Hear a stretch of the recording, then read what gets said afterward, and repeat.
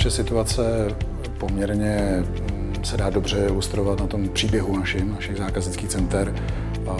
Máme jich po republice 24 a zhruba od roku 2010, to na nějakých 5,5 roku, k naší standardní komoditě, což je elektřina, což každý čeká od ČEZu, tak nabízíme jako alternativu i levnější plyn. Bylo poměrně těžké přejít na model takzvaného křížového prodeje, to znamená, že zákazníci k nám byli zvyklí přicházet s řešením svého požadavku ohledně elektřiny a my jsme jim do toho nově začali nabízet plyn. Řada našich zaměstnanců na zákaznických centrech si s tím popravdě vůbec neuměla poradit. Bylo to pro ně, bych řekl, doslova kulturní šok a nevěděli, jak do toho. Zkoušelo se na začátku celá řada nejrůznějších školení, většinou to bylo ale na půdorysu.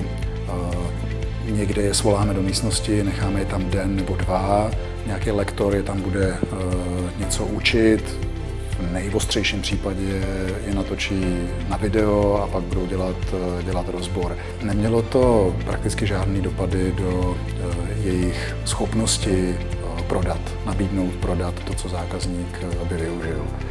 My jsme postupem doby na tohle zcela rezignovali, protože nám to nepřinášelo žádný efekt a nákladově to bylo poměrně nevýhodné. Shodou okolností se objevil Skilldriver, ale nakonec se ukázalo, že to je nástroj, který nás zaujal. Takže to je situace před příchodem Skilldriveru, poptávka jasná, kdybych měl říct, proč nás to vůbec začalo zajímat. Po dlouhé době, možná poprvé, to bylo něco, co bylo naprosto konkrétní, exaktní, měřitelné. To nám do té doby výrazně chybělo.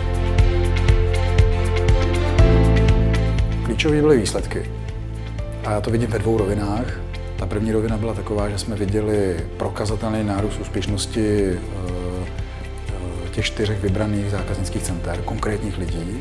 Tam jsme viděli jasně, že je to dobrý směr. A druhý výsledek, který do toho vstupoval, byla jasná měřitelnost. Jsme viděli, že se zlepšuje konkrétní jednotlivec, viděli jsme to v různých simulacích.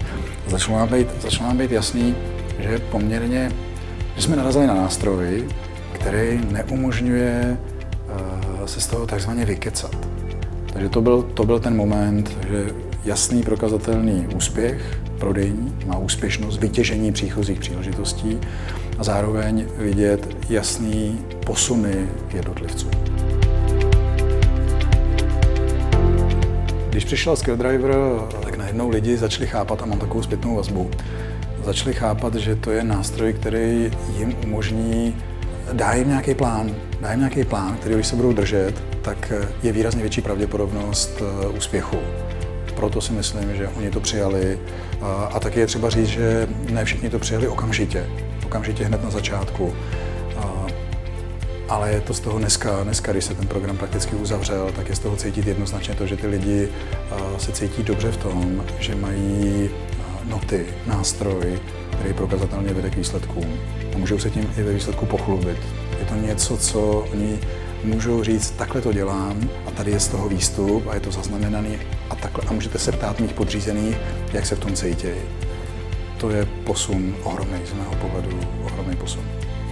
A kdybych to měl okořenit, tak bych řekl vlastní zkušenost jednu a na jednom zákaznickém centru máme výsledkově excelentní prodejkyni, která je nátlaková prodejkyně. Používá prvky možná i lehké manipulace. A nám se stalo to, že vedle ní jsou kolegyně, kteří zdaleka ani neviděli výsledkově na její výkony. A dneska, když jsem se připravoval na dnešní povídání, tak jsem si zjišťoval nějaký perlivý detaily. Tak už tam máme kolegyni, která se z šedého průměru dotáhla na tuhle demonizovanou kolegyni výsledkově. A je to díky Skilldriveru, který probíhal teď v tom druhém kole. Takže to je věc, kterou bych já řekl, pokud koupíte Skilldriver, najdete lidi, kde z průměru dokážete v časovém horizontu, taky důležitý, nějakých 3-4 měsíců, dokážete z toho člověka udělat excelentního prodejce.